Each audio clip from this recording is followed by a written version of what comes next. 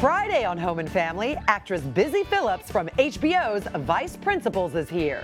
And NFL star Trevor Pryce talks about his Netflix animated series, Kulipari. That's Friday, right here on Home and Family. Welcome back, everybody. Kristin Smith is here to discuss a topic that so many of us working mothers face. It's a topic that she just wrote about in her new blog, in her magazine, and it's discussing working moms versus stay-at-home moms. Also joining us is Kim Douglas and Orly Shanny.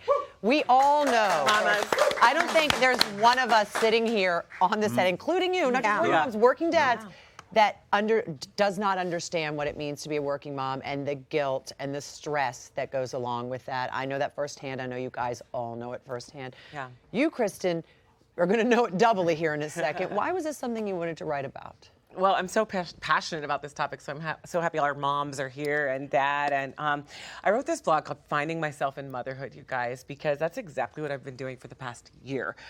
So you guys know my story. A lot of people don't, but I chose to walk away from a decade-long career as a morning news anchor that I had really worked really hard to build. Since I was 22 years old, I'd anchored 5 hours of live TV every day, 5 days a week, and all the promotional rollouts that go along with that. And I chose to walk away to be a mostly stay-at-home mom. I Never knowing if I'm you here. can get back to that plateau again. You know, right, not knowing. Yeah. And so I had to answer a lot of questions that I wasn't prepared to at the time. And those questions were, who am I without my title, first of all, that I had had since I was early 20s?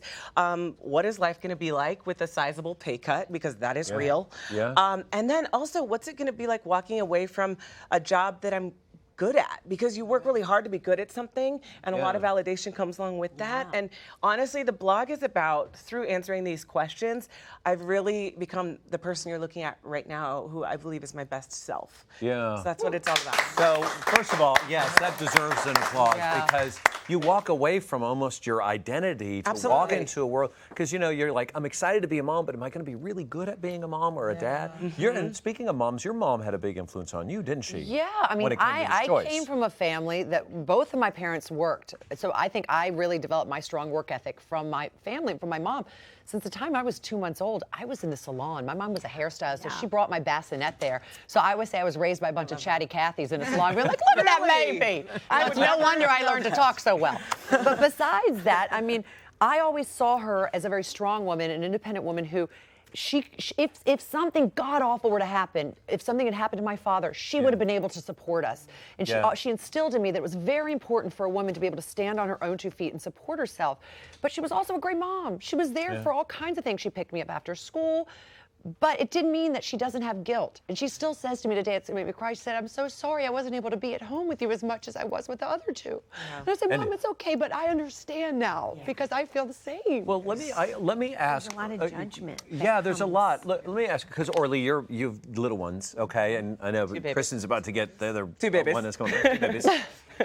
How do you feel about the caregiver and their role? Do you feel threatened at all by them? Do you feel as if you're not it's interesting. I don't feel threatened by, we have a wonderful woman named Anna who watches both kids, and I don't feel threatened by her and their relationship, in large part because my parents both worked full-time and we had someone help take care of us. And so I know that my relationship with my mom never felt threatened, and so I assume that my kids don't feel that they're losing anything.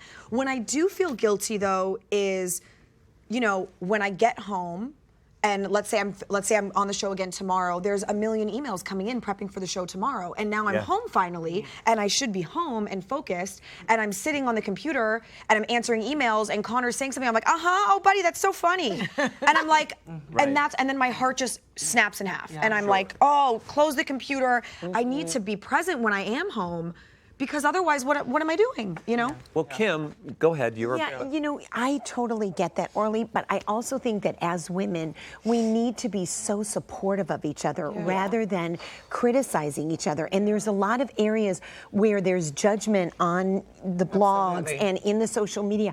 I remember one time I said, because I had been raised in Michigan on the show, that I hadn't taken Hunter to the snow. Do you know that I got 2 weeks worth of hate mail saying I was the most horrible mother that's ever walked the earth? because I didn't take him to the snow. I think sometimes moms can be so judgmental of each other. Of each other. Well, do you feel like because you've worked part-time up until what, Hunter was driving? 16. 16. I made a pact with myself that and you would be there as much as you could, but still you missed milestones along the way? Yes, I did, and much like Kristin said, I was a news anchor, and those jobs are hard to come by. Yeah. So when you have to say no to them, or I'll just be not under contract, but a freelancer, you're taking a big risk on so many levels. And I missed a couple of things because I was freelancing and ended up having to be at a job. Yeah, but it's so interesting, like the way that I feel other women feel it's okay. Everyone's entitled to your opinion, have your opinion. Yeah. That's okay.